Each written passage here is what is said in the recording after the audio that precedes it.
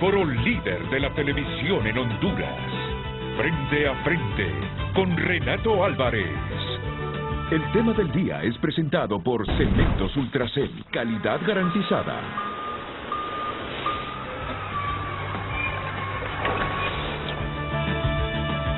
No podría ser otro el tema del día, sino el anuncio de la presidenta Xiomara Castro ayer con los nuevos nombramientos en su gabinete de gobierno.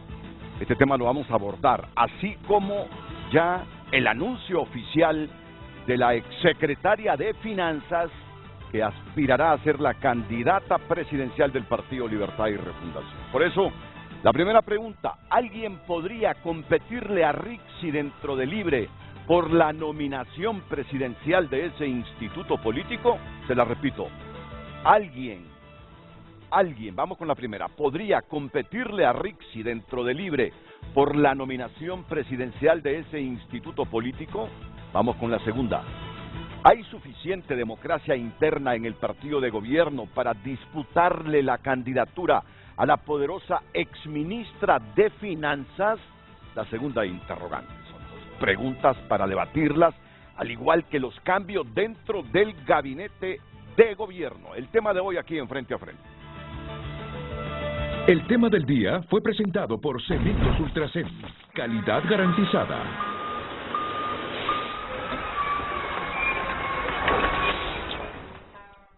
A todos buenos días, feliz año, y para debatir sobre este tema, el secretario de Desarrollo Social, José Carlos Cardona. Bienvenido, José Carlos. Gracias, felicidades Renato. y Feliz muchas año. gracias por este libro.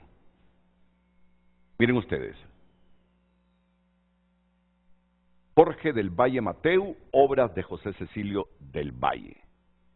Aquí el ministro, y antes de presentar a mis otros invitados, rápidamente,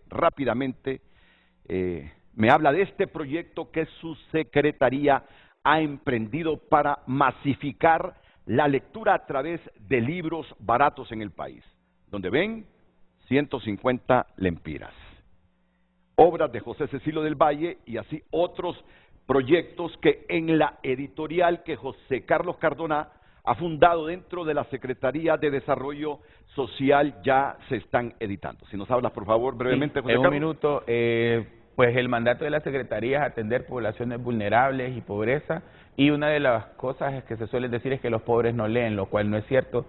Mapeamos más de 100 librerías de libros usados en todo el país, entonces decidimos abrir este editorial con libros a bajo costo. El papel lo compramos en el extranjero y se lo damos a la imprenta que nos lo imprime para que lo haga. Son libros de 150, este vale 150 lempiras y son 500 páginas. Y el objetivo es que distribuir estos libros en las librerías en todo el país para que la gente pueda acceder a textos importantes de la memoria y de la historia del país, así como reflexiones sobre el desarrollo. Y hemos sacado 5 libros ya y vamos a seguir haciéndolo en 2024. La meta son 20 libros para que los pobres también leamos, porque eso es un mito que se ha levantado, que los pobres no leemos, y no es cierto. Sí leemos, lo que pasa es que no han habido en el país iniciativas para que la gente pobre pueda comprar libros de calidad a bajo precio. La primera edición, ¿de cuántos libros? Estas son 2000 libros que hemos sacado. Y en la medida del éxito, entonces, vamos a ir sacando más. Por ejemplo, ahorita sacamos el Boletín de la Defensa Nacional de Froilán Turcios, porque ahorita en este año se cumplen 100 años de la invasión estadounidense a Tegucigalpa. Entonces vamos a sacar de ese 5000, porque todo el mundo nos está pidiendo antes de que salgan. Entonces, y va a costar en ese mismo grosor y va a costar menos, porque aquel lo sacamos en un papel aún más barato, y conforme vamos aprendiendo, vamos consiguiendo papel más barato. ¿Tienes tu propia maquinaria entonces? No, lo que hacemos es que terciarizamos la impresión, pero el papel sí lo conseguimos porque el Estado tiene más facilidades para eso. ¿Y el papel es como la materia más cara en la edición de un libro? En Honduras sí, en Honduras es bien caro el papel, y eso es lo que hace que los libros sean más caros. Vamos a meter un decreto en el Congreso para bajar el impuesto de importación, tanto de libros como de papel. Ya lo hablamos con el ministro Fausto Cálix, desde el año pasado hemos hablado de ese tema, porque él tiene pertinencia por... ¿Solo para libros o para periódicos? Para libros, periódicos, revistas, todo material imprimible que sirva para que consumo de las masas, que se le baje el impuesto. Muy bien. Y los proyectos para el resto del año, bueno, digo para el resto del año, si apenas llevamos 2 días del 2024. Bueno, rápidamente, en otro minuto, tenemos que llegar a las 400.000 familias este año en la red solidaria. Ya alcanzamos, gracias a Dios y Lempira, pero tenemos que también alcanzar la pobreza urbana. La red solidaria hasta ahora, en estos 2 años, se enfocó en lo rural, 2.007 aldeas focalizadas por encima del percentil 45 de pobreza. De extrema pobreza, perdón. Ahora tenemos que hacer el censo urbano, son 5.000 barrios y colonias los que vamos a levantar, Renato, en 10 ciudades del país para atenderlos. La otra gran meta que tenemos es alcanzar los 150.000 becarios. El año pasado pagamos 102.000 becas, este año la meta son 150.000.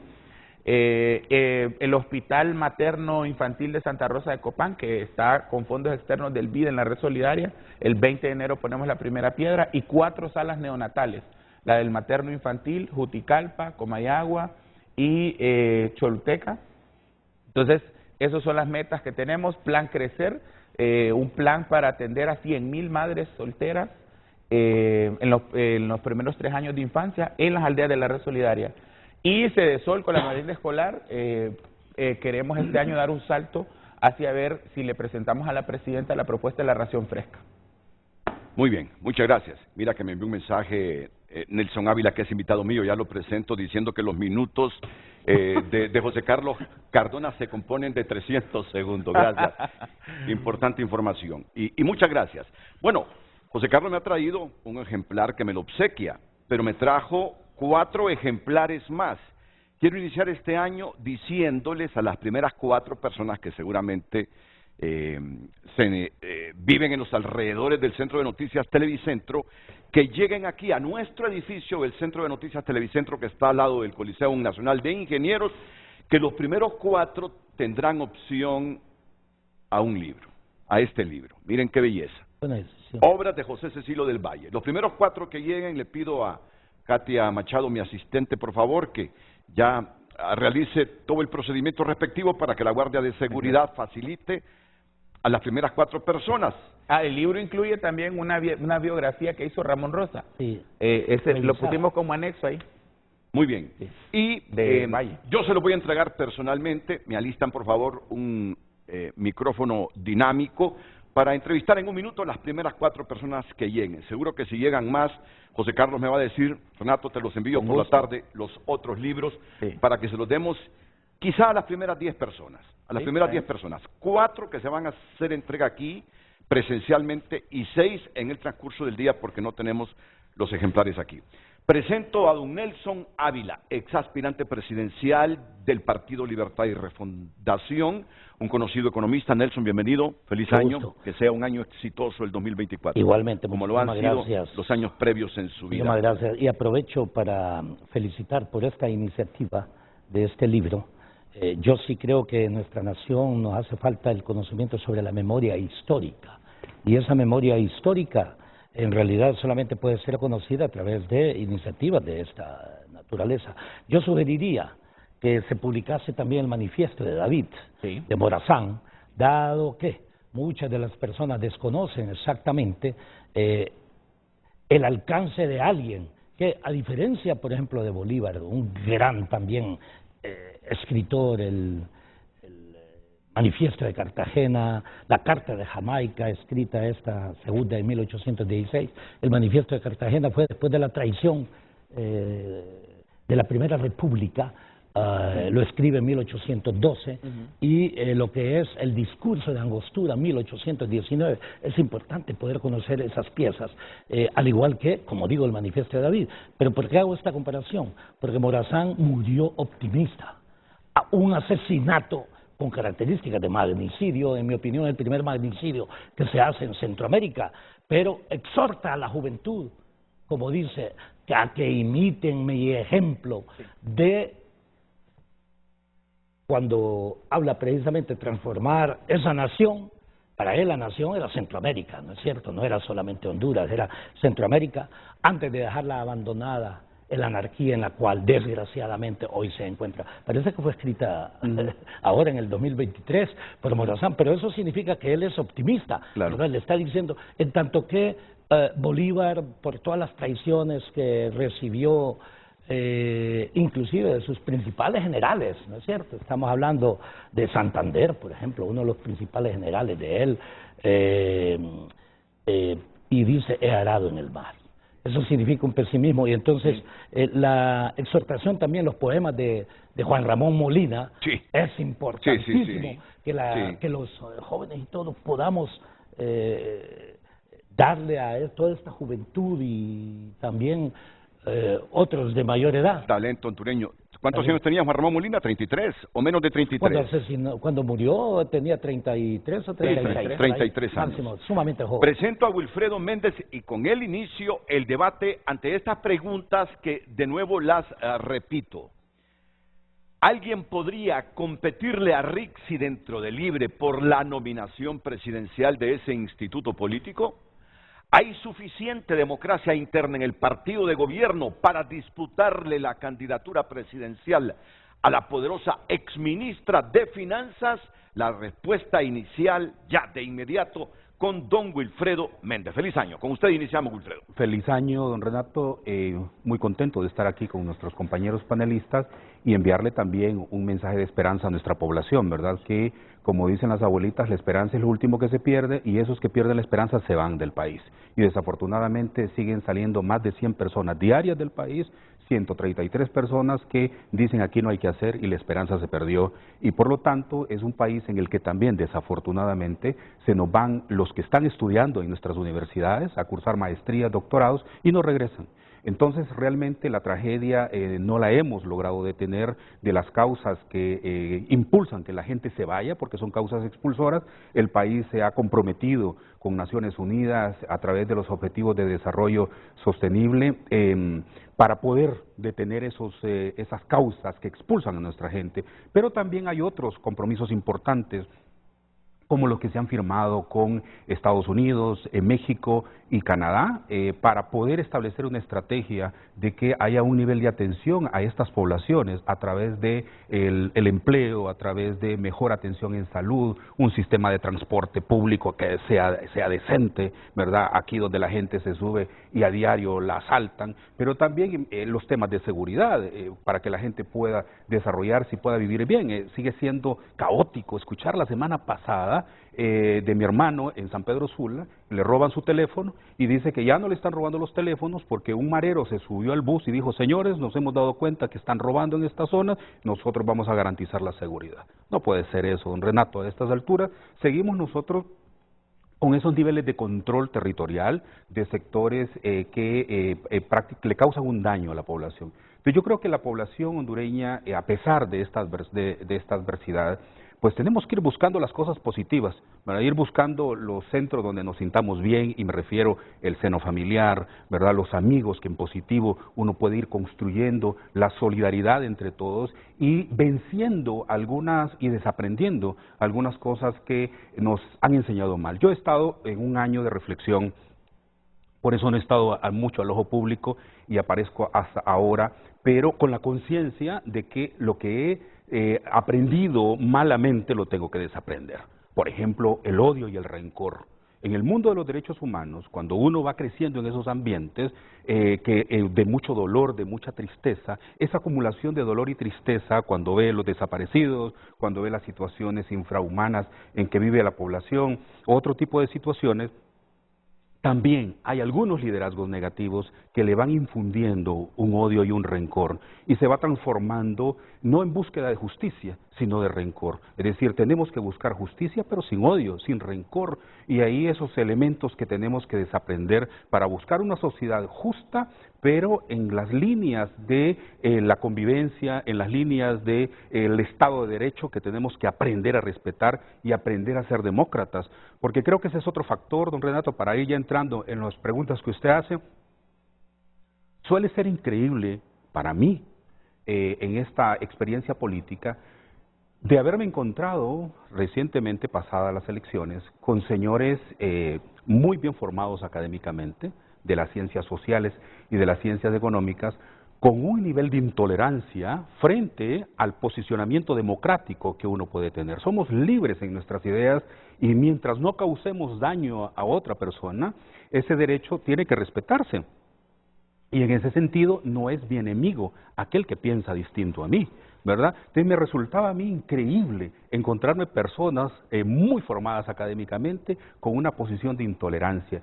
Y creo que ahí, en ese sentido, tenemos que avanzar. Y la democracia es el factor que más me preocupa en el manejo de la cosa pública.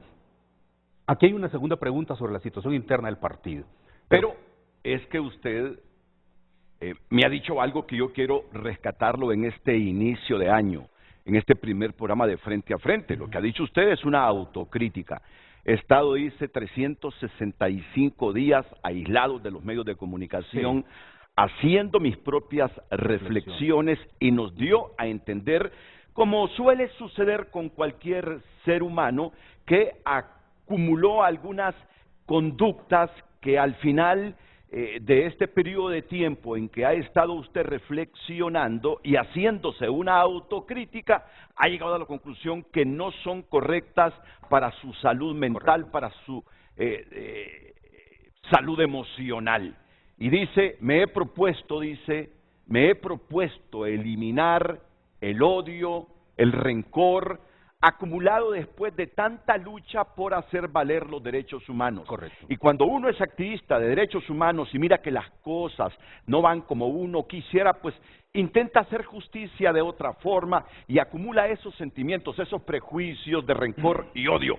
Pero dice Wilfredo Méndez, he tenido un año sabático, eso nos quiere decir reflexionando, y quiero comenzar desaprendiendo esos comportamientos, desaprendiendo esos sentimientos de odio y rencor que solo hacen que la persona no sea productiva, ni en el seno familiar, ni en el seno de la sociedad. Y esa autocrítica me encanta, porque ojalá que esa autocrítica la hagamos todos, que desaprendamos el odio, que desaprendamos el rencor, que seamos tolerantes, y aunque hayan disentimientos entre unos y otros por la forma de pensar, eso no quiera decir que nos tenemos que odiar o tenemos que ver a aquella persona como enemigo. Lo mismo que hablábamos, mira qué coincidencia, lo hablábamos contigo a través de mensajes anoche. De eso hablábamos anoche con José Carlos Cardona. Así que, dándonos ese mensaje de usted que me parece muy inteligente y oportuno en el inicio del año, vamos a la primera pausa comercial. Eso sí, después de la primera ya no nos salgamos del tema. Vamos a la respuesta de estas dos preguntas que formula hoy Frente a Frente y que la volvemos a presentar en pantalla. Tenemos también la carta de José Manuel Mateu, exsecretario de Salud, una carta que le ha dirigido a la Presidenta de la República, a la Presidenta de la República, Xiomara Castro Sarmiento. ¿Alguien podría competirle a Rixi dentro de Libre por la nominación presidencial de ese instituto político? ¿Hay suficiente democracia interna en el partido de gobierno para disputarle la candidatura a la poderosa exministra de Finanzas? Y también los cambios en el gabinete de gobierno, que los vamos a reiterar en los próximos minutos, serán objetivo del debate esta mañana en Frente a Frente. Pero antes la primera pausa.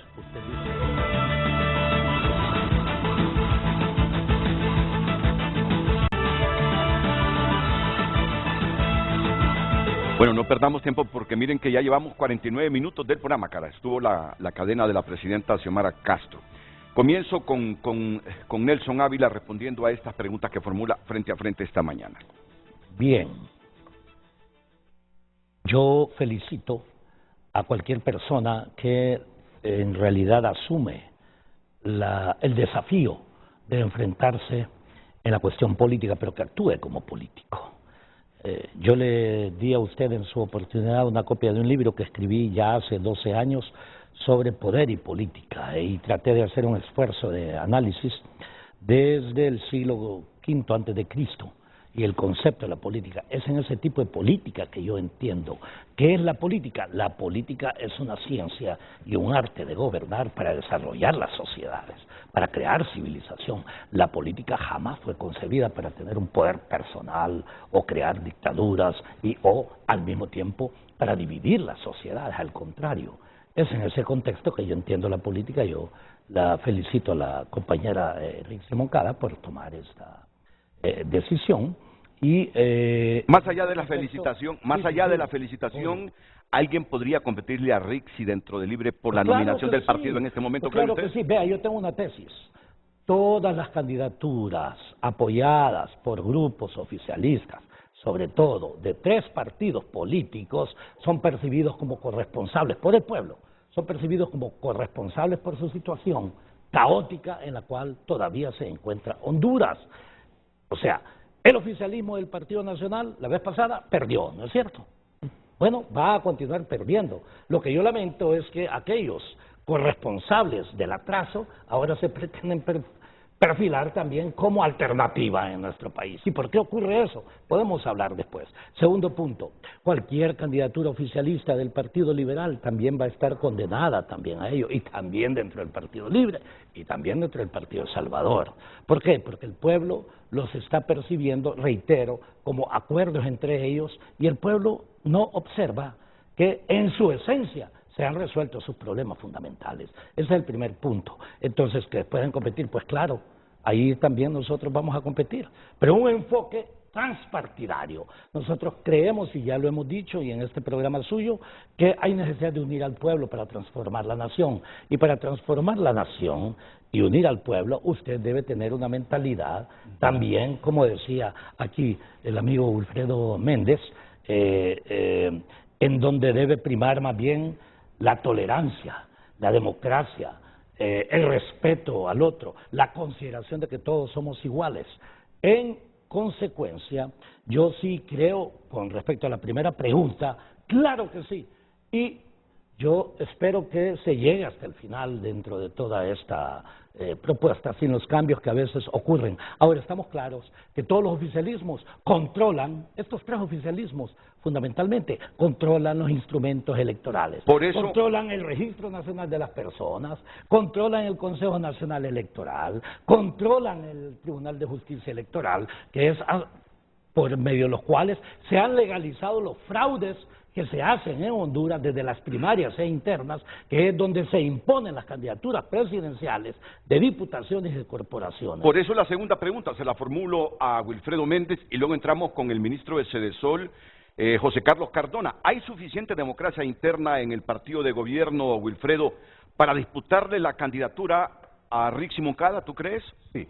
Bueno, rápidamente, en la primera pregunta, yo le digo que sí hay personas que podemos, como dice el doctor, entrar en una competencia, siempre y cuando sea una competencia en términos parejos para todos, y podemos nosotros, y felicitar a la compañera Rixi de haber dado ese paso hacia adelante, y claro que vemos personas que vamos a competir con ella, ¿verdad? En segundo lugar, una de las cuestiones que más me ha preocupado dentro del partido ha sido el control democrático interno, es decir, ha sido manejado el partido más para un control de un grupo determinado, y no es un control democrático. Cuando se controla un partido para favorecer a familiares o a grupos o a personas cercanas, eso no puede llamarse democracia interna. Nosotros fuimos el único movimiento en el Partido Libertad y Refundación que presentamos una candidata a la coordinación general del partido.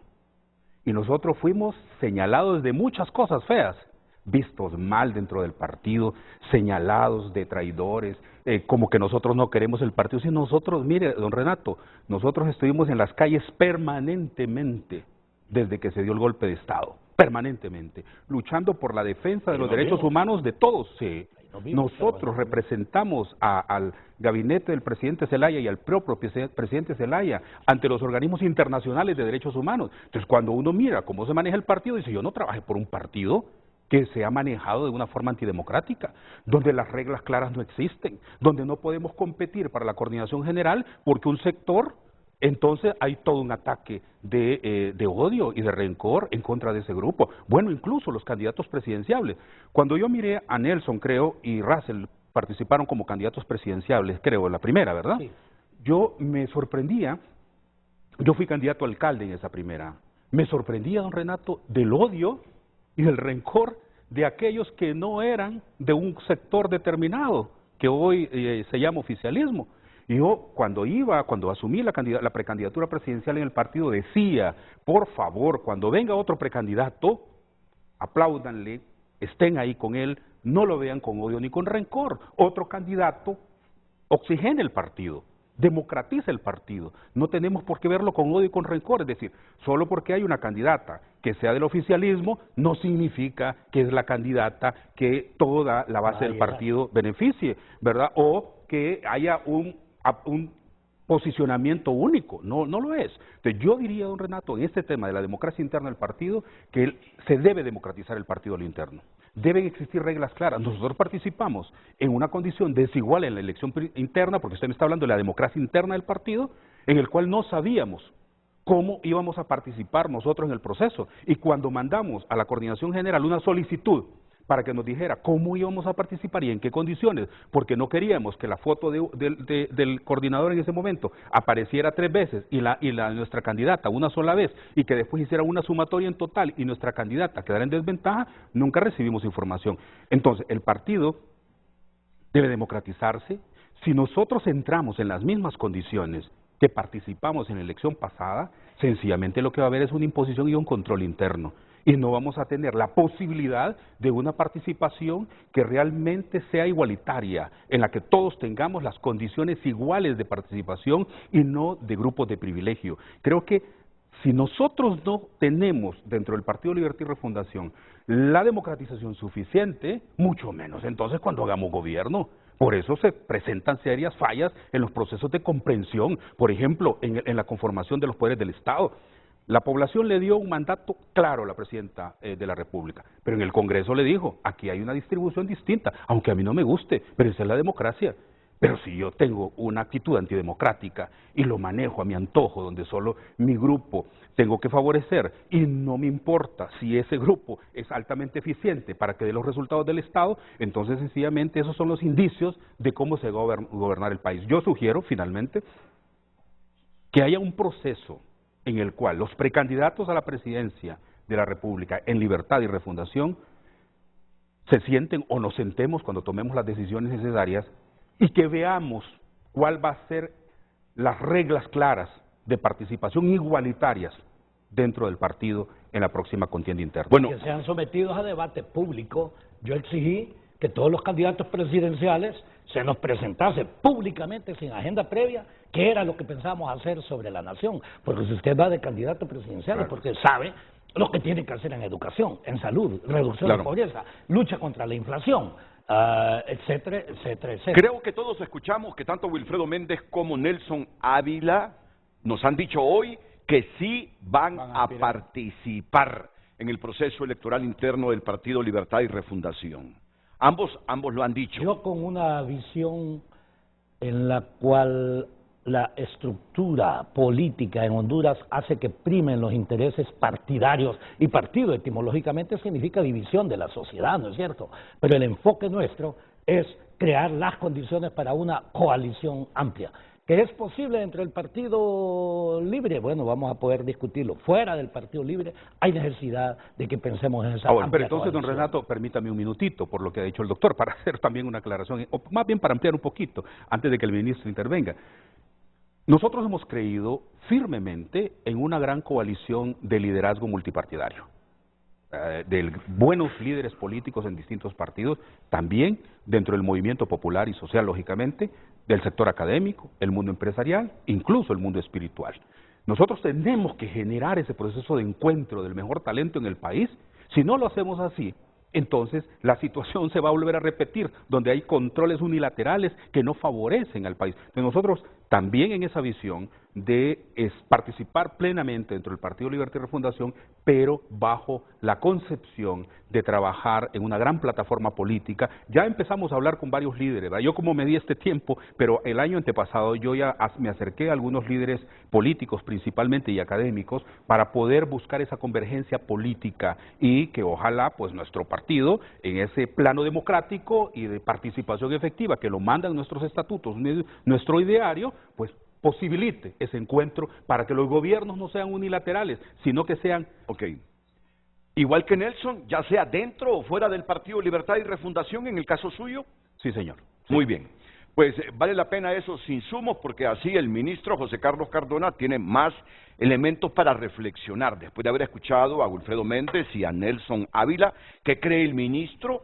¿Existen las condiciones existe la democracia amplia y suficiente en Libertad y Refundación para que cualquiera que le quiera competir a Rixi Moncada, que sabemos es una exfuncionaria poderosa y que tiene un peso muy fuerte dentro del gobierno, o lo tenía o lo seguirá teniendo, no sé, y fuera del gobierno, es decir, dentro del partido, hay suficiente democracia para que todos puedan competirle en igualdad de condiciones a Rixi Moncada. ¿Tú que conoces bien el partido, José Carlos? Sí, bueno, primero que nada creo que debemos entender el mito fundacional del Partido Libre, que es el golpe de Estado. Este núcleo de funcionarios del Poder Ciudadano que se van al exilio, acompañan al presidente Zelaya, luego regresan acá, se encuentran con la disyuntiva del Frente Nacional de Resistencia Popular, que es el origen de todas las corrientes de Libre. El presidente Zelaya trae una propuesta y dice, tenemos que hacer un partido, y el Frente se divide entre los refundas, que eran los refundacionales, que eran los que no querían un partido fuerte, sino que fuera como un frente amplio, o que el partido fuera un brazo del frente, y los que le apostaron a la partidocracia, es decir, hagamos un partido para construir un competente que sea, digamos, equiparable al Partido Nacional y Liberal, y al final triunfa el presidente Zelaya con su tesis, y se lanza la presidenta Castro y se convierte, ella ganó las elecciones en 2013, pero se hace fraude. En 2017 la dinámica cambia y se demuestra que el partido no tenía los números para ganar las elecciones y que por lo tanto era necesaria una alianza. Y se le cede la candidatura a Salvador Nasralla. También ustedes que estaban ahí fueron parte de ese proceso, saben que una de las jugadas magistrales que hace Mel en ese sentido es que se lancen un montón de corrientes para que el partido vaya creciendo y que no haya estas quejas de que hay una línea férrea y de decir solo estos se van a lanzar y solo este va a ser la línea. Claro, obviamente aquellos movimientos que no tienen gran cantidad de seguidores saben que hay una aplanadora por parte del movimiento 28 de junio que es enorme, el frente del FRP y otros movimientos como los jóvenes que se van y fundan Somos Más, y los movimientos estos que son los más grandes obviamente generan una presión que hace que el resto de movimientos del partido sean efímeros y pequeños. El experimento con Nasralla, que termina en ese fraude electoral monstruoso que llegó casi a los 100 muertos, pues obviamente hace que el partido reflexione y se repliegue en 2018-19. Yo entro en 2018 al partido. Por cierto, la primera persona que me llama para hacer militancia en el partido es Rixi Moncada, aunque yo no soy de su círculo, ni estoy en su equipo de trabajo político. Ella me llamó para formar el Instituto de Formación Política e Ideológica, el IFPI.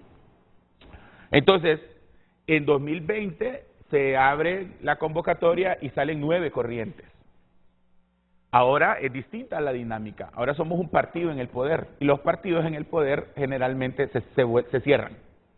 Se cierran porque hay una estrategia, y es que si competimos demasiado en interna se va a fragmentar el partido y eso va a hacer que la conformación del gobierno sea más compleja. Entonces, lo que estamos viendo con el lanzamiento de Rixi Moncada son dos cosas. Primero, ella es una persona de absoluta confianza de la familia, y también es una persona que goza de toda una trayectoria en la administración pública. Ella trabajó en el Ministerio Público, fue ministra de Trabajo, dirigió la ENE, dirigió el Consejo Nacional Electoral, dirigió Finanzas. O sea, es una mujer con 30 o más años de experiencia en la administración pública, por lo tanto hay una garantía de que no va a ir a hacer esa curva de aprendizaje y que las cosas que ya están avanzadas en este gobierno, como ella dirigió el gabinete económico, pues obviamente tiene la claridad de por dónde debe ir el país.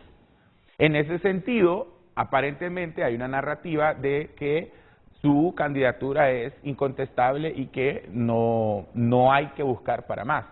Pero en ningún momento el coordinador general del partido ha cerrado las puertas a otras candidaturas. De hecho, Racel Tomé ha expresado públicamente que se va a lanzar de candidato presidencial.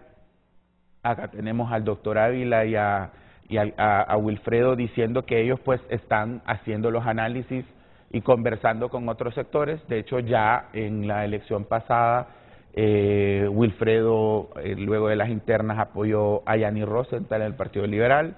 El doctor Ávila intentó formar parte de todas estas coaliciones que se formaron con los que no habían quedado en las internas. Entonces, esta acción política de 2 años antes, anunciar a Rixi y decir, aquí está Rixi Moncada, es la propuesta central, sería antidemocrática si se dijera, no vamos a aceptar más. O si se dijera desde la Coordinación General, no vamos a permitir que participen en internas las corrientes. Yo te voy a decir una cosa, quien propone a Rixi hace varias semanas, primero fue la FRP, y no fue el 28 de junio. El hecho de que ella diga en su carta de renuncia, he invitado a, en el tweet no fue en la carta, he invitado a Mauricio Ramos a que me acompañe, significa que ella también ha tenido que sentarse y ha tenido que negociar con otras figuras, porque Mauricio hace unos meses dijo que él tenía intenciones de ser precandidato presidencial. Entonces significa que se están moviendo piezas a lo interno y que todo esto evidencia un dinamismo que es democratizador. Al fin y al cabo, y con esto concluyo, Renato, me parece que Rixi Moncada tiene todo lo que se necesita para la continuidad de un proyecto político en Libre como gobierno. Tiene desafíos enormes por delante y de eso creo que vas a hablar en el otro segmento, pero me parece que ella tiene, como así decirlo, el caleidoscopio de habilidades y aptitudes que se necesitan para que continúe el proyecto de gobierno sin detenerse en nada de lo que se propuso ya en la agenda del Plan Bicentenario. Ok, quiero mostrar esta fotografía que ayer publicó una de las hijas de la presidenta Xiomara Castro Sarmiento. Vemos en primer plano justamente a la hija de la gobernante en este selfie. Luego en la parte izquierda de su pantalla a la presidenta Castro Sarmiento, luego el expresidente Manuel Zelaya Rosales. Hacia el fondo, por favor, si me pueden acercar el plasma. ¿A quién vemos? ¿A quién vemos? ¿A la izquierda del expresidente? No, a la izquierda, bueno, en primero está Mauricio Ramos. Mauricio Ramos. El ministro, ¿siguen siendo ministros? No, exministro. No. A él lo cambian y ahora pasa al puesto Octavio Pineda. Octavio ya tenía experiencia en el FIS, por lo tanto lo trasladan a la CID porque este año la CID va a tener 16.000 millones de lempiras en carreteras, tiene que invertir. Sí. No, me disculpan, justamente, si eso fue lo que anunció la presidenta Castro ayer, que dejaba a Mauricio Ramos de ser ministro de la Secretaría de Infraestructura y Transporte. Luego está Manuel Zelaya. Luego, ¿quién es la persona que está al fondo? Al fondo está la presidenta Castro. La presidenta Castro. Entonces, ¿quién es la que está aquí? Aquí al frente es Mayra Mejía, exministra del Trabajo en el gobierno. Mayra Mejía, reaparece Mayra Mejía, mira. Mayra reaparece amiga, Mayra. Es amiga tanto de la familia como de Rixi Moncada. Entonces, vamos con la foto amplia. Primero, Mayra Mejía, luego Mauricio Ramos, luego el expresidente Zelaya, luego la presidenta Xiomara Castro. ¿Quién sigue? Está doña Evelyn, la esposa de Carlos Zelaya. Y luego Carlos Zelaya. Luego Rixi Moncada. Carlos es el coordinador del movimiento 28 de junio, que es el movimiento hegemónico del partido. Sí. Luego aparece Rixi Moncada. Está Oscar Rivera, ¿no? Oscar Rivera. Pero antes de Oscar Rivera, ¿quién es? Está una nieta de Carlos Zelaya, creo que es. Sí. Y la Pichu. Y María Hortensia. Pues hombre, mira que la novedad para mí no es ver a Rixi en el grupo, porque es la aspirante del movimiento 28 de junio. Mayra Mejía había preguntado, y Mayra, ¿qué se ha hecho? No desempeña ningún cargo público en este momento, No, ¿verdad? fíjate que no, ella pidió no participar. Creo que tiene asuntos personales que atiende, entonces no se ha presentado. Pero está muy cerca ella. Esa foto refleja que está en el poder, igual que Oscar Rivera. Sí, te voy a decir que esa foto refleja unidad. Que veas a Mauricio ahí sentado, que veas a Rixi, que veas a Oscar, no sé si lo recuerdas, pero hubo diferencias entre el CNE y el Registro Nacional de Personas en su momento. Claro que recuerdo esas diferencias de Rixi y Oscar Rivera. Entonces, mira, ves a Oscar ahí, ya te está diciendo que hay una búsqueda de unidad en lo que los compañeros suelen llamar el oficialismo. Ahora, hace algunos minutos escuché decir al doctor Nelson Ávila que generalmente los candidatos del oficialismo pierden. Pero igual escuché al ministro de Sedesol, José Carlos Cardona, hablar de todas las fortalezas de Rixi Moncada. Mi pregunta para todos, que será respondida después de la pausa comercial. Lo hecho en los primeros 2 años de gobierno por la exministra de Finanzas, Rixi Moncada, le avalan como para que tenga un factor, un valor agregado a su candidatura, de que hizo las cosas también, que merece ser la candidata del partido en el gobierno, porque algo le escuché a Nelson que disiente justamente de una valoración positiva a la gestión de Rixi Moncada. Por eso mi pregunta, para que me la respondan luego, ¿realmente hizo Rixi lo suficiente y dejó huellas en estos 2 años como ministra de Finanzas a su favor, a favor del partido en el gobierno, a favor del país, que merezcan de que todo el electorado de Libre la nomine como la candidata en un proceso electoral interno que tiene que efectuarse, ¿no? Aunque solo seas con una candidata. No sé si solo hay una candidata, no hay elección ni interna. Siquiera para avalar esa candidatura. Tiene que haber la inscripción de otro movimiento para que haya elección. Muy bien. Vamos a la pausa. Enseguida responden mis invitados. Tengo la carta de José Manuel Mateu, que no está muy satisfecho. José Manuel Mateu, atentos. Y además, estos cambios, ¿cómo le vienen al engranaje del gabinete de gobierno? Atentos.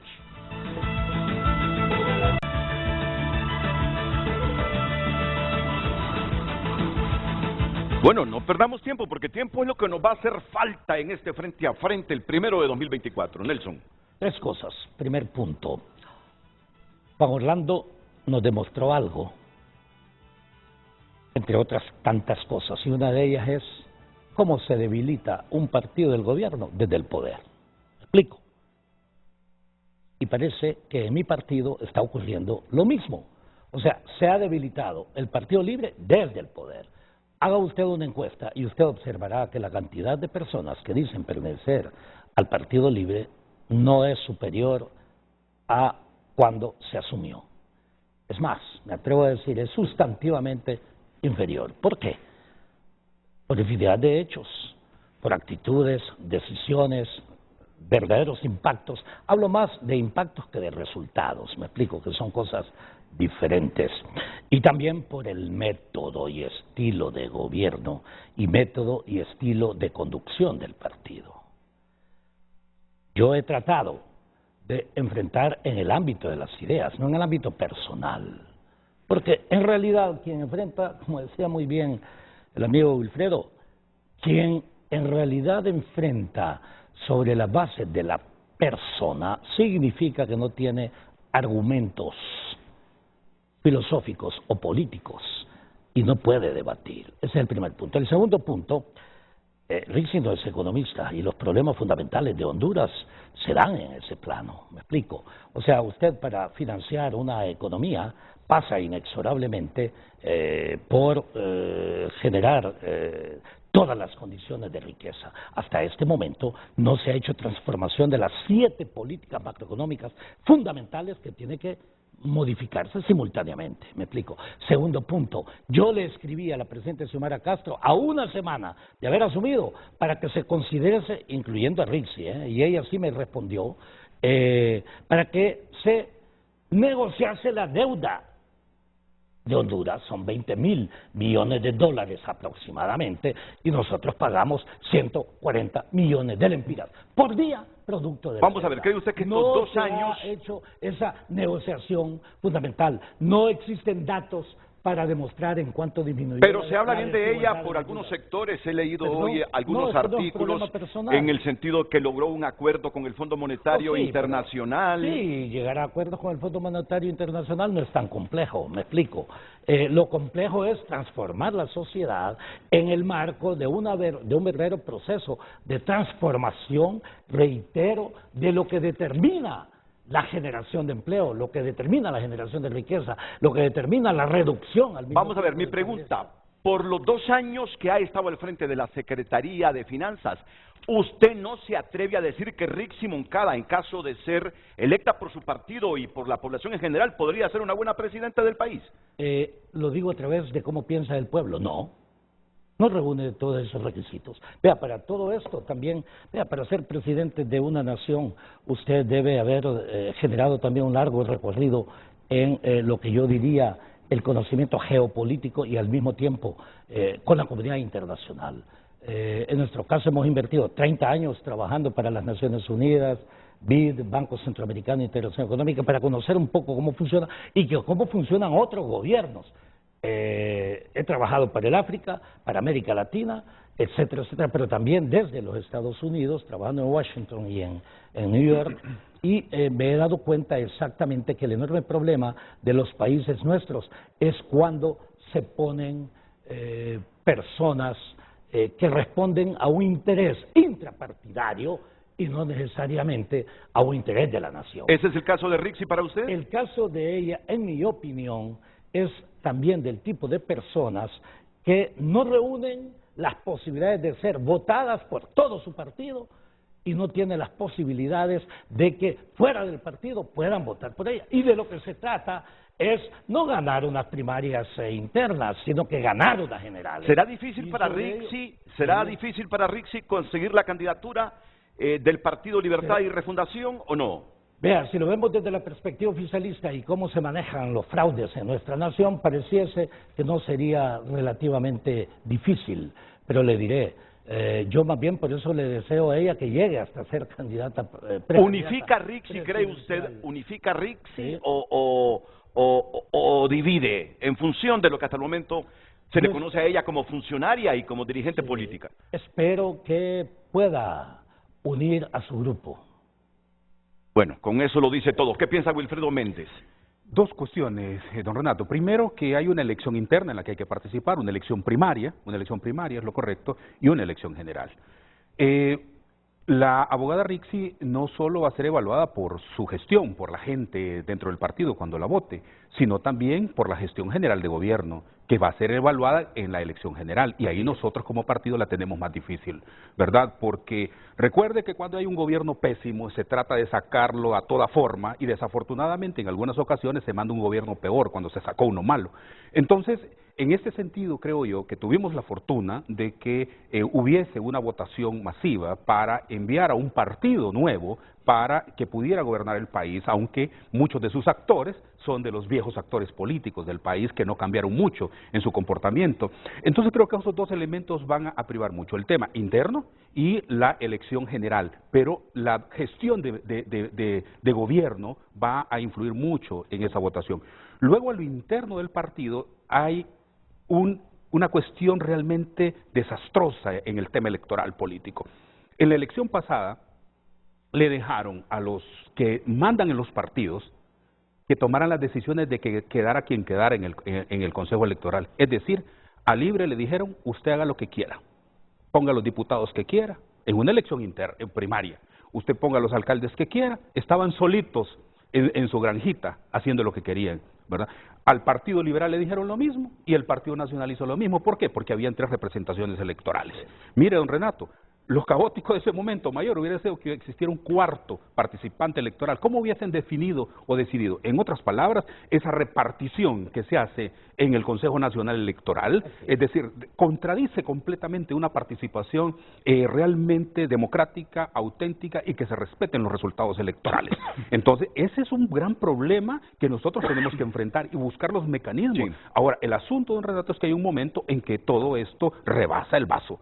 Y la gente muestra un rechazo total. Nadie se imaginaba, por ejemplo, que en la capital se le iba a quitar la alcaldía al nacionalismo. Pero era tanto el rechazo de la gente y el hastío que dijo, un momento, ya estuvo. Y mire, ahí es cuando viene, don Renato, y termino con esto, el cansancio de la gente, que llega incluso a decir ningún partido, ya no quiero ningún partido. Nadie se imaginó en El Salvador que el FMLN y que Arena iban a ser parte de una historia en el que una nueva expresión política. Por eso debemos de trabajar en esa vía en el que el mejor talento se junte y donde realmente el espíritu democrático y la ideología de lo que nosotros queremos por el bienestar sea lo que prive y que gobernemos en concordancia teniendo una visión múltiple en razón de una meta común. Bueno, hace algunos minutos mostramos una fotografía en la residencia de la familia Zelaya en Olancho. Por favor, si podemos mostrar esa fotografía.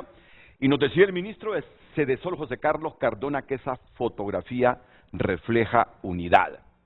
Unidad porque está Mauricio Ramos, que... Unidad intrapartidaria, no unidad del partido. Unidad intrapartidaria. Exactamente. Unidad intrapartidaria. Yo digo unidad del oficialismo. Sí, del oficialismo. Porque si no estaríamos todos sentados alrededor de la mesa, Renato. Y eso es lo que desafortunadamente no ha pasado entre el partido. Mire, don Renato, nosotros pasamos toda la elección pasada sin reunirnos los precandidatos. Y terminamos la elección sin reunirnos. Miren, yo quiero hacer una confesión de información que obtuve ya hace algunos meses. Yo siempre que Rixi viene aquí le preguntaba, Rixi, ¿y se va a lanzar o no se va a lanzar? Nunca me dijo sí o no, simplemente estamos analizando. Ayer ella renuncia y luego se conoce la decisión de la presidenta de agradecerle sus 2 años y de decir que la persona que la sustituiría en la Secretaría de Finanzas sería Marlon Ochoa. Pero bien, ¿qué conocí yo hace meses? Y la pregunta te la hago a ti, José Carlos, porque yo estoy seguro conoce más a fondo las interioridades de gobierno que las que pueda conocer Nelson Ávila o Wilfredo Méndez. Las interioridades. ¿Qué? Ahí la familia Zelaya estaba dividida con la candidatura de Rixi Moncada, que la apoyaba Mel a muerte, pero que otro sector de la familia Castro Sarmiento no la apoyaba.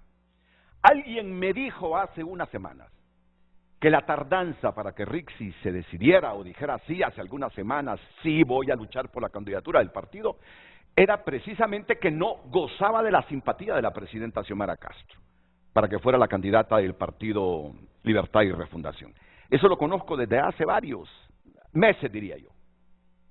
Entonces yo le pregunto hoy a la persona más cercana de los que está aquí con la presidenta Castro, si en efecto esa fotografía refleja lo que dice Wilfredo y Nelson, solo unidad del oficialismo, unidad intrapartidaria y no el sentimiento de unidad del Partido Libertad, comenzando con la presidenta de la República, Xiomara Castro. ¿Qué sabes? ¿Qué conoces? Primero que nada me gustaría retomar la tesis de Wilfredo cuando dice, bueno, el doctor Ávila decía que el Libre se estaba debilitando. Mira, esto es una dinámica de agua que entra y agua que sale.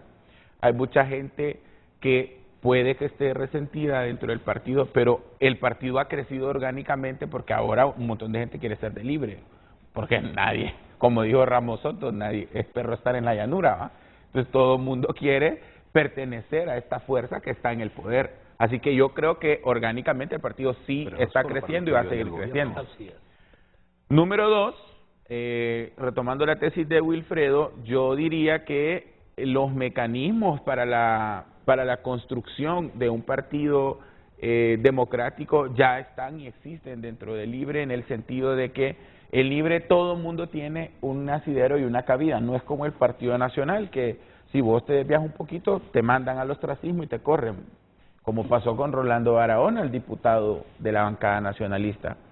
Si hay un partido en donde el disenso es público y en donde todo el mundo puede atacar y hacer con el dicterio en los labios y como los gallos de pelea, como decía Froilán Turcios, es Libre.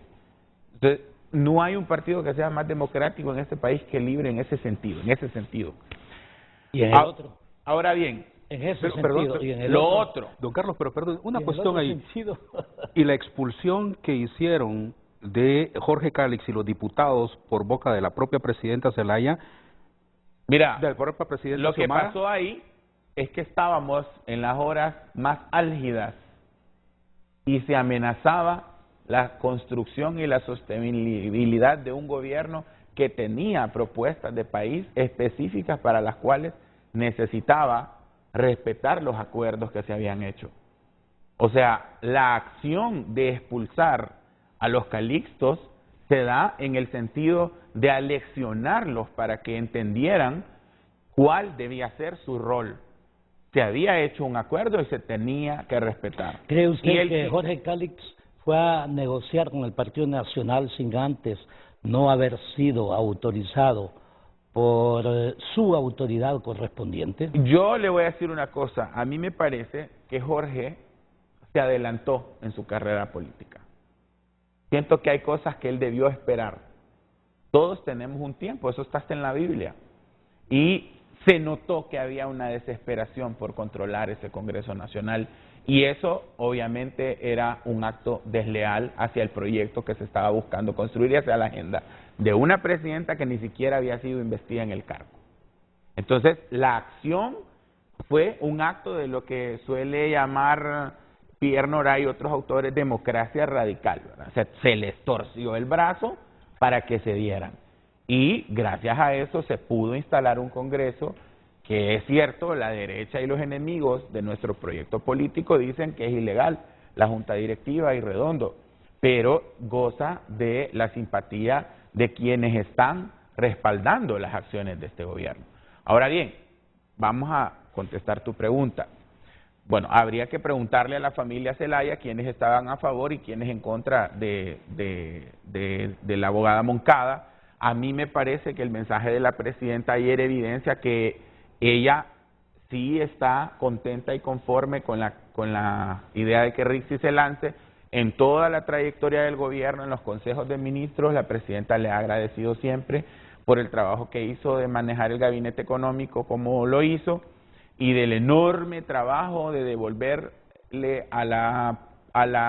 digamos, al Estado, en ese sentido, el sentido de la moral pública. Es un concepto que la abogada Moncada usa mucho, devolverle confiabilidad a lo público.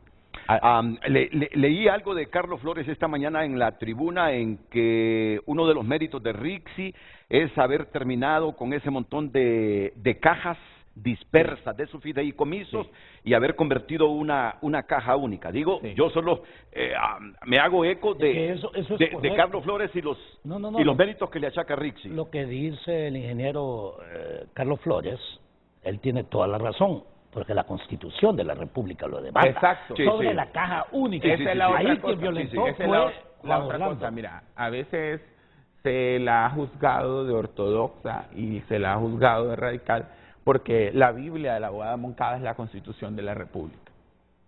Es más, ella siempre lo dice, si eso no está en la Constitución, no podemos hacerlo.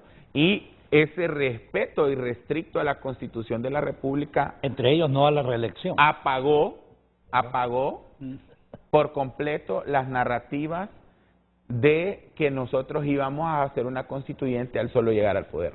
Que se evidenciara que todo un gobierno, porque hubo dos discursos muy fuertes, el discurso de la familia de respetar la no reelección y el discurso de la abogada Moncada en Gabinete Económico diciendo nos apegamos a la Constitución, el presupuesto debe estar apegado a la Constitución, la ENE y todas las instituciones que ella manejó desde el gabinete tienen que estar apegadas a la Constitución. Creo que eso le dio confiabilidad pública a este gobierno y nuestro compromiso con la democracia. Ahora bien, si hay o si hubo desavenencias conforme a la candidatura de la abogada Moncada, eso es normal, Renato.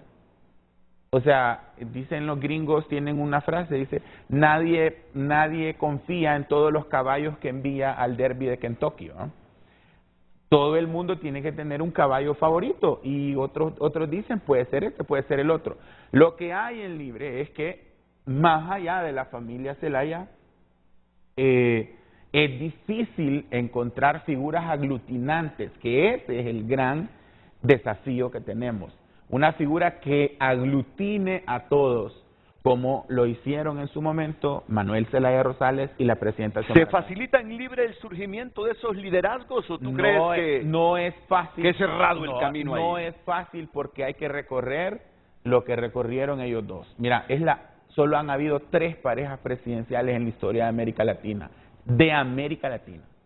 Juan Domingo y Eva Perón, Torrijos y la señora esta en Panamá, ¿cómo se llama? Se me escapa el nombre. La Moscoso. Mireya Moscoso. Mireya Moscoso, sí. Y José Manuel Zelaya Rosales y Xiomara Castro. Los Kirchner también. Y los Kirchner, Cristina y Néstor. Entonces, construir, y voy a citar a un autor de derecha. Los Ortega. Construir, bueno, Rosario Murillo y Daniel, ¿no? Rosario y Daniel. Una revolución para que... Voy a citar a un pensador hondureño de derecha, que es don Juan Ramón Martínez. Juan Ramón Martínez dice: los Zelaya han construido la dinastía política más importante que se ha hecho en la historia de este país.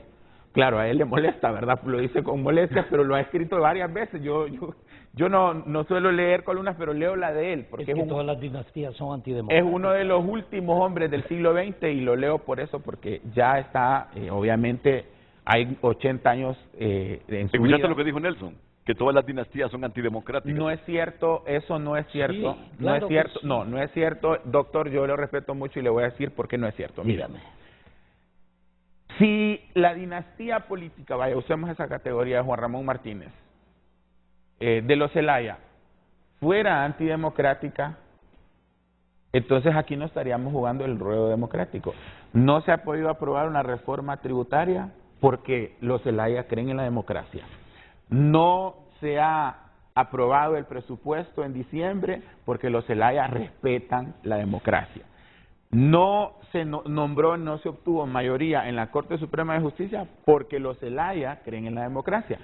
El fiscal general y el adjunto, están interinos porque los Zelaya creen en la democracia. Si nuestra, por así decirlo, idiosincrasia política como partido se desliga de la democracia, entonces el mito fundacional del libre pierde sentido. Y ahí sí caeríamos en lo que dice Wilfredo, en un riesgo en el que la gente viene y dice que se vayan todos, como pasó en Argentina con Milei. Y te voy a decir, la oposición de Honduras tiene un enorme reto. ¿Cuál es el reto de la oposición? Todos están divididos. Vos lo sabés, ahí se formó ese mentado BOC, ese bloque opositor chanfaina, los liberales están divididos entre ellos, los cachurecos, aunque Zambrano, los tomatos hagan ver que están unidos, están separados. Desde que David Chávez se fue, ese partido está como palo de gallinas. Entonces, ojo, hay doble oposición. Sí. Hay esa oposición Y que es responsable del atraso. Ajá. Y hay otra una oposición que está que sí esperando su creemos, oportunidad. Y está claro, esperando su y que oportunidad. sí creemos en un país viable. Entonces, mira, si libre... Pero el ministro, ¿y si la libre- unidad dentro del libre? Solo voy a terminar Porque esta que el idea. oficialismo esté unido no significa que todos estemos unidos. Exacto, solo voy a terminar la idea. El día en que Libre abandone la democracia y el respeto por la institucionalidad y la democracia y caigamos en la deriva autoritaria, ese día se acaba la clase política de este país y ahí sí vamos a tener autoritarismos surgiendo en el horizonte. Porque te lo voy a decir, este grupo de ciudadanos o de líderes que vienen de movimientos sociales o que vienen de sociedad civil y que quieren unirse, como dice Wilfredo, no tienen y no aglutinan la capacidad de construir un proyecto político hegemónico, que es lo que le pasó a la izquierda 40 años en Honduras, hasta que llegó Mel Zelaya. Mel Zelaya, en una reunión famosísima del Frente Nacional de Resistencia Popular, dice que casi le caen las avispas porque él preguntó, vaya pues, levante la mano, porque estaban discutiendo cómo hacer para lanzarse, cómo hacer para presentarse a elecciones en 2013. Y entonces nadie se ponía de acuerdo porque la izquierda era un balde de cangrejos. Entonces vino Mel Zelaya y les dijo, miren, para ganar las elecciones que se hará esto y esto y esto. Entonces le dijo que no. Entonces vino Mel y les dijo, levanten la mano, ¿cuántos de ustedes han sido presidentes de Honduras? Y entonces dice que le cayeron las avispas, porque necesitamos liderazgos aglutinantes y no los hay. Ok. Hay. Así, brevemente, ¿facilita la familia Zelaya la democracia dentro del Partido Libertad y Refundación, Nelson? No. Y solamente puedo decir, yo felicito al ministro porque él es muy bueno en tomar también los ejemplos que le favorecen a su argumento. Y es muy hábil. Pero deja a otros, obvio.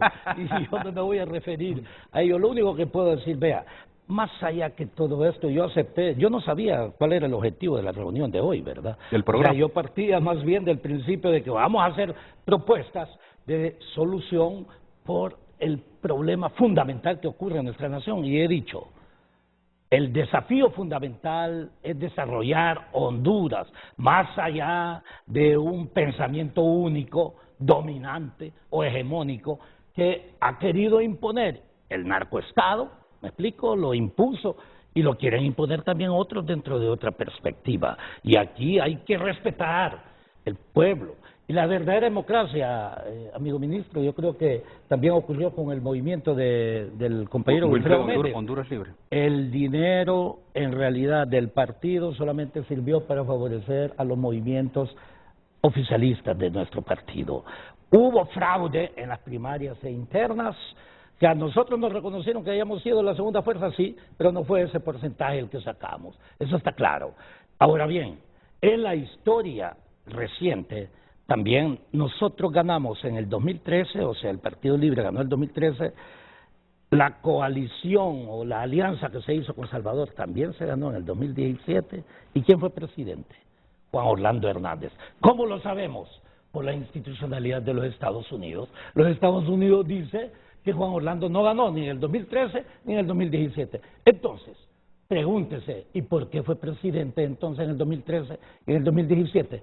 Es que la oposición realmente llegó a negociar con Juan Orlando, o cierto grupo de oposición, para que continuara en el gobierno. Pero en 2017 la embajadora le levantó la mano. Bueno, eso es otra cosa. Lo que estamos planteando ahorita es, si la institucionalidad electoral en Honduras no funciona, porque no ha funcionado, entonces se demuestra exactamente que los representantes ante esas instancias, como el Consejo Nacional Electoral, el Registro Nacional de las Personas, responden a los intereses de quienes controlan los partidos. Es más, Renato, en toda sociedad organizada, cualquier presidente o coordinador de un partido que apoya a un grupo tiene que renunciar a su condición de presidente de ese partido porque está adoptando una posición favorable a un sector. Será muy y difícil, no a todo el partido. será muy difícil Claro, entonces cualquier competencia Honduras, de Rixi Moncada en este proceso, por colijo de lo que está diciendo Nelson Ávila. Termino este segmento con Wilfredo Méndez.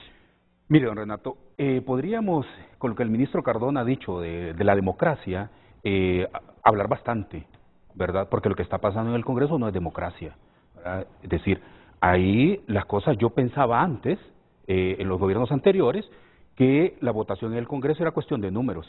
Ahora la matemática no funciona en el Congreso, no es cuestión de números. Si fuera democracia, existiría la dinámica democrática de los 128 diputados en el debate.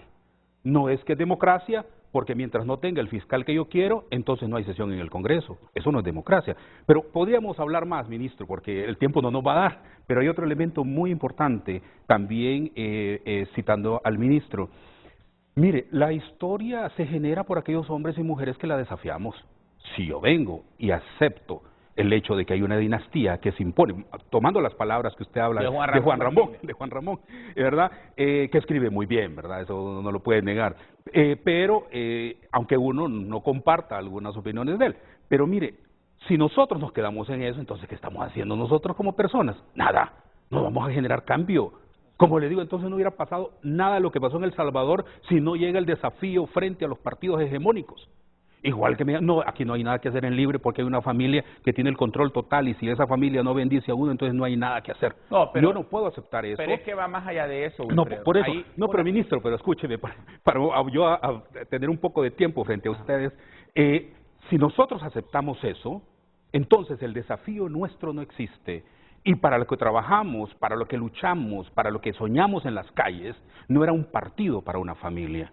Era un partido a disposición del movimiento popular, del movimiento social, del pueblo hondureño, para que hiciera el beneficio del pueblo hondureño. La idea que teníamos era la participación plena de los sectores que están más comprometidos con el país, no de un grupo gobernando. Lo que nosotros queríamos era la transformación del país, efectivamente, de todos aquellos elementos que le han causado tanto daño a la nación. Ese es el partido por el cual nosotros trabajamos. Pero es que también entonces, en ese sentido, si yo acepto estas cuestiones, significa que mi lucha social, ¿verdad?, Yo no tengo problema en la llanura, porque yo creo que eso lo dicen la gente que solo vive del gobierno, pero los que hemos trabajado en el sector privado siempre, ¿qué? Lo que nos importa es que haya, en efecto, resultados positivos para la nación, medidos por los indicadores pertinentes que nos dan los organismos internacionales y que nos dan nuestras metas de país. Entonces, no acepto eso, don Renato, y sí hay una cuestión, finalmente, en lo que muestro, si los liderazgos nacionales en el país, de los distintos sectores que he mencionado, no nos sentamos alrededor de la mesa y conversamos para poder buscar una respuesta frente a cualquier sector y frente a cualquier grupo, porque a veces tienen distintas banderas y representan los mismos sectores, ¿verdad? Del egoísmo, de la manipulación, del control hegemónico. Si no nos sentamos alrededor, claro que entonces van a seguir los que siempre han causado daño al país y aquellos que en su pretensión de causar bien, también están generando mal algunos. A mí me parece que hay que entender cómo funcionan las izquierdas también, y en América Latina hay ejemplos. Cristina abrió la brecha para que el justicialismo pusiera a Alberto Fernández de presidente, y Alberto terminó siendo un tibio, y mira, ahí tenés un monstruo como Javier Milei destruyendo la democracia con autoritarismo. Ojo con eso. En España, la izquierda, Podemos, bueno, hay varias izquierdas en España, pero Podemos tenía un proyecto hegemónico que funcionó con su mito fundacional que fue el 15M, y fue aumentando y fue creciendo tanto que llegaron a ser gobierno. Y ahora, por culpa de esas visiones fragmentarias y por la falta de una idea central, de un plan central, de una lógica centralizadora, Podemos está a punto de desaparecer. Ya Sumar y el mismo Pedro Sánchez les comió el mandado. Entonces, no es la familia Zelaya, Wilfredo, doctor Ávila, no es la familia Zelaya, es lo que representa el proyecto de Libre englobado en la familia Zelaya. Sin Mel Zelaya, y yo te lo estoy diciendo como historiador, ya me van a acusar los historiadores de decir que soy caudillista. Sin Mel Zelaya no existe el Partido Libre. Óigame. Entonces Mel se muere y Mel eso deja un legado político a ese país. No, y esto, mira, y esto, por eso dije que iba a ser polémico. Porque el Frente Nacional de Resistencia eran 10.000 personas creyendo que tenían la razón. Y él llegó y les dijo, miren, vamos a hacer un proyecto político, un partido, y ha ganado las elecciones 3 veces. O sea, de las cuales ha ganado 3 veces, pero de las cuales 2 veces no ha gobernado. Bueno, pero ganó 3 veces. No lo entiendo. Vea, ganó el problema, 3 veces. mire, querido compañero, yo se lo digo porque el problema en Honduras no es entre izquierdas y derechas. El problema en Honduras es que tenemos que resolver sus problemas fundamentales. Pues sí. Aquí hay algunos que ingresan al escenario extrema derecha, discúlpeme, y muchos que se definen de izquierda no saben ni lo que eso significa. Es más, algunos contradicen, es más, el concepto socialismo democrático es falso desde la perspectiva teórica. Hablemoslo claro, usted lo debe saber porque usted es sociólogo, ¿me explico? No, historiador. Historiador. Bueno, en este plano me parece mucho más interesante. Ahora bien, ¿cuál es el problema fundamental en nuestra nación? Que aquí, cuando no se quieren resolver los problemas fundamentales, entonces se orienta hacia un problema de diferencia ideológica. Y le diré, en realidad, la construcción siempre en la historia de la humanidad ha sido colectiva. El problema en Honduras es el concepto de la política y el concepto del poder. Aquí le termino en 30 segundos. Se considera el poder como poder personal. El poder no está concebido en esa forma. El poder está concebido para desarrollar las sociedades. Por eso la Constitución dice, el poder reside en el pueblo, es colectivo. Yo le doy 45 segundos más a José Carlos Cardona para que amplíe este concepto que sin Mel Zelaya prácticamente desaparece el Partido Libertad y Refundación. Lo que dije fue que sin Manuel Zelaya no hubiera surgido el Partido Libre. Ah, es diferente. No, eso fue lo que dije. Dijo lo que dice... No. Dije, sin Mel Zelaya no hay Partido Libre, pero me refería a que no hubiera surgido el partido. Ah, bueno, es porque probable, él vino y construyó un partido con una lógica de partido. Ministro, pero recuerde una cosa, no se llamaría Libre, pero tendría otro nombre. Otro partido hubiera surgido, porque pero hubieron no hubieran llegado ni a la vuelta de la bueno, esquina. pero usted dice que no hubiese existido partido. ¿Cómo si te hubiese pones existido... a imaginar un partido en el que 10,000 personas pensaban que tenían la razón y no había un pensamiento central que aglutinara a todos? No. Mira, ve, aquí podemos estar debatiendo mil días. Un determinismo pero histórico muy especial. No, y don Renato, es importante aclarar esto. Es Sí existían la otras realidad iniciativas de partido, idiosincrasia política. no dirigidas por Mel. Sí, hubo otras iniciativas, Mira, pero no es- se materializaron Exacto. ni perduraron. Exacto. Ni perduraron. Mira, ese hombre salió, hizo una gira de 50,000 kilómetros por todo Honduras cuando vino de Dominicana y la gente le rogaba que abriera un partido. Entonces, mira, ve, si Desde no esa se hubiera perspectiva, hecho... usted tiene razón en el Sí. sentido de la existencia del partido. No se puede Pero negar es al que- carisma de pero es que Mel. lo que Pero usted es que, planteó doctor, era- entonces, mire, Perdón. el partido que funda Andrés Pavón es un partido nacido de la resistencia, Sí. ¿verdad? Es decir, si Libre no hubiese... ¿Y dónde está el partido? ¿Cuántos sí, votos pero tiene? ministro, veamos en la evolución histórica ahí, como usted lo menciona. Si no hubiese existido la fundación del Libre, existiría otro partido, pero no significa que sin que Mel no hubiera hubiese existido llegado a partido. ningún lado. Posiblemente. Tengo sí, 3 no pausas hubiera- pendientes todavía.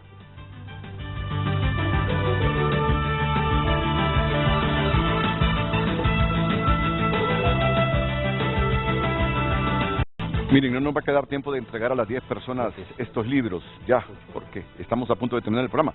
Pero está Carlos Roberto Zelaya Herrera. Carlos, vení, mi compañero de aulas en la Universidad Nacional Autónoma de Honduras. Por acá, por acá, Carlos. Qué placer verte, Carlos. Qué placer verte. ¿Cómo estás? Gracias a Dios que estamos con vida. Gracias a Dios. Mira este libro. Bueno, yo cuando escucho que tú vas a regalar algo así como esto, vivo aquí cerca, me aprovecho Sí, de la sí, distancia sí. y vengo lo más pronto No, que y puedo así. para que no me pierda. Así ha una. sucedido hoy. Los demás cerca son los que tienen Claro, opción a ese libro. y quiero felicitar por tu programa, el foro muy interesante, ¿verdad? Y al ministro lo felicito, ¿verdad? Como hondureños nos sentimos muy satisfechos de este trabajo y tenga la seguridad que lo vamos a Y disfrutar. que siga su editorial editando más Sí, libros, ¿verdad? sí, ahí Tiene está. 20. Gracias, Carlos Roberto. Mira ya. No, es tuyo, es tuyo. Dios les bendiga. Gracias, Carlos. Gracias. Buen día. Igualmente. Que le vaya bien. Manuel Mateu denuncia irregularidades tras su destitución de CESAL. Bueno, ya publicó la carta tunota.com. La verdad que no me quedaba la chance a mí de publicarla. Y ya les digo, yo los invito a que entren a tu nota. Solo permítanme unos segunditos. ¿Cuál es la partecita a la que se refiere tu nota? Ya se lo digo. Es en este asunto de...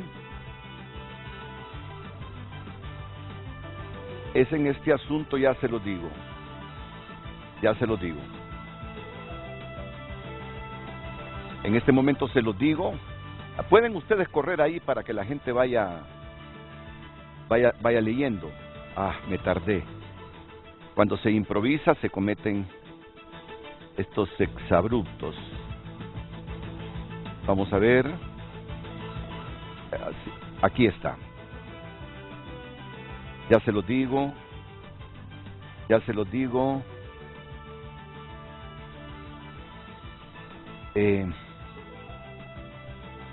Es que no quiero cometer ninguna inexactitud. Es algo que él conseguía por una cierta cantidad de dinero, pero que China se lo daba a Honduras por una cantidad mayor. Ya les voy a tener eso en cuestión de minutos, pero antes los invito a que lean toda la noticia que ya está en tunota.com. Hoy en Tu Nota fue presentado por... Es que en el fondo la denuncia de Mateu, el exministro de Salud, que él está consiguiendo un angiógrafo, o estaba consiguiendo un angiógrafo o algo así por $50 millones a los chinos. Vamos a ver. Que el gobierno está consiguiendo un angiógrafo por aproximadamente $50 millones a los chinos. ¿De Empira? No, dólares, a los chinos. Y que él consiguió uno por $500,000 y lo dio al San Felipe. Que lo hicieron a un lado de una negociación con China en salud, que nunca se reunió con la presidenta. Y le dice, en esa carta le dice que tome las riendas de su gestión, le dice la presidenta. Que tome las riendas de su gestión. Bueno, tengo unos segunditos para terminar, unos 20 segundos, ministro. Bueno, primero que nada, la labor de todo precandidato es recorrer un país. Andrés Manuel López Obrador viajó durante 6 años a todos los rincones de México y se convirtió en el presidente más incontestable de los últimos 100 años. Eso debe hacer ahora Rixi. Debe viajar a todo el país. Mel siempre nos dice algo, Mel Zelaya siempre nos dice algo. La gente te ve a los ojos cuando vas a los pueblos. Yo acompañé a la presidenta Castro 30.000 kilómetros y pude ver ese amor a primera vista entre ella y el pueblo. Ese es el trabajo que se le viene a la Guadalupe. Enfrentarse a esa vista directa de la gente. Así es, tiene que hacerlo, como todo político. Ok, 20 segundos por favor. Nelson. Yo creo que el desafío fundamental es transformar Honduras. Ok. En un enfoque unitario. Wilfredo. Primero hay que llamar a todos los liderazgos políticos, sociales, empresariales, espirituales, para que nos juntemos y podamos darle una respuesta política al país. Les agradezco mucho a todos.